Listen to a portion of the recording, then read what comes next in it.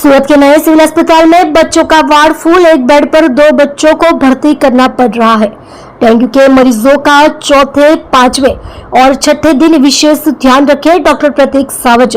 Viral dengue के बच्चों के मरीजों में 25% की वृद्धि, ओपीडी में 50% की वृद्धि। 19 वर्षीय युवक 3 महीने पहले ही यूपी से आया था। शहर में मच्छर और जलजनित बीमारियों के बढ़ते प्रकोप के साथ अस्पतालों में मरीजों की भीड़ बढ़ गई है।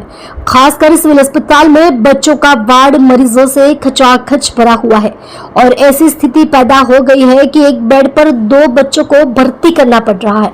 अस्पताल के स्टेम सेल भवन की 7वीं और 8वीं मंजिल पर स्थित बच्चों के वार्ड में बच्चों की संख्या में 25% की वृद्धि हुई है और एक बेड पर 2 बच्चों को भर्ती किया गया है। डॉक्टर प्रतीक सावज ने बताया कि फ्लू और डेंगू के मरीज ज्यादा है। फ्लू से पीड़ित बच्चों को सूखी खांसी होती है जो लंबे समय तक रहती है। इस बार डेंगू के साथ साथ LHL भी देखने को मिल रहा है, जिसमें प्रतिरक्षा प्रणाली विपरीत दिशा में काम करती है। डेंगू के मरीजों में चौथे, पांचवें, छठे दिन विशेष सावधानी बरतनी चाहिए। अगर हालत बिगड़ती है तो तुरंत अस्पताल में भर्ती होने की जरूरत होती है। जी અત્યારની પરિસ્થિતિ જોતા કેટલા દરરોજના ઓપીડીમાં આવે છે બાળકોમાં રોગચાળો રોજના મેં કીધું એ પ્રમાણે 270 થી 300 દર્દીઓ અમારી પાસે ઓપીડી બેઝ ઉપર આવે છે।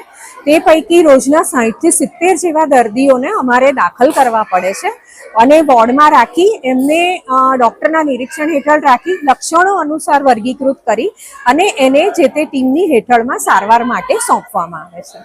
રોજના કેટલા દર્દીઓ આવે છે ને વિડીયો વાયરલ થયો છે ખરેખર જોતા છું। हाँ जी, आप ने જ્યારે પણ અમારી ઇમરજન્સીના દિવસે દર્દીઓ દાખલ થાય છે ત્યારે એ દિવસે ઇમરજન્સી ટીમ દ્વારા દર્દીઓને જે એકબીજાનો ચેપ ન લાગે એવા દર્દીઓને સાથે રાખવામાં આવ્યા હતા, જેથી એ દર્દીઓને નિરીક્ષણમાં રાખી અને એમના લક્ષણોને અનુસાર વર્ગીકૃત કરી પ્રોફેસર દ્વારા એમની તપાસ કરી અને જરૂરી સારવાર નક્કી કરી એમને જે તે ટીમને સોંપવામાં ડોક્ટર્સની ટીમને સોંપવામાં આવે। એટલે એ દરમિયાન જે તે બાળકોનો એક વિડીયો આપને સોશિયલ મીડિયા ઉપર જોવા મળી રહ્યો હતો। પરંતુ 18 જેટલા બાળકો અને એના વાલીઓ પણ વિડીયોમાં દેખાઈ રહ્યા છે। કેટલો વિડીયોમાં દેખાય છે? જી, શરૂઆતમાં જ્યારે બાળક દાખલ થાય છે ત્યારે બાળકની ઉંમર, બાળકના જે રોગ એ તમામને ધ્યાનમાં રાખ્યા બાદ એને ડોક્ટરના ઓબ્ઝર્વેશન હેઠળ રાખ્યા બાદ વર્ગીકૃત કરી અને સારવાર ચાલુ કરવામાં આવે છે। એ દરમિયાન જેમ મેં કીધું ચેપ નહીં લાગે એવા બાળકોને સાથે રાખીને જોવામાં આવે છે અને એની સારવાર નક્કી કર્યા પછી એમને શિફ્ટ કરવામાં આવે છે, જેથી અમારા નર્સિંગ સ્ટાફ દ્વારા અને ડોક્ટર્સની ટીમ દ્વારા આગળના પગલાં લઈ શકાય।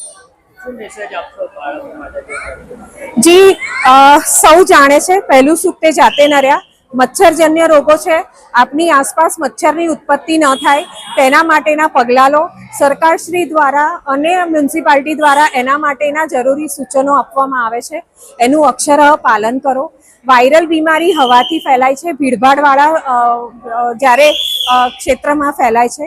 જો તમારું બાળક માંદું છે, નાનું છે તો આવી જગ્યાએ જવાનું ટાળો અને આપના ઘરમાં કોઈ બીમાર છે તો બાળક એના સીધા સંપર્કમાં ન આવે એની તકેદારી રાખો।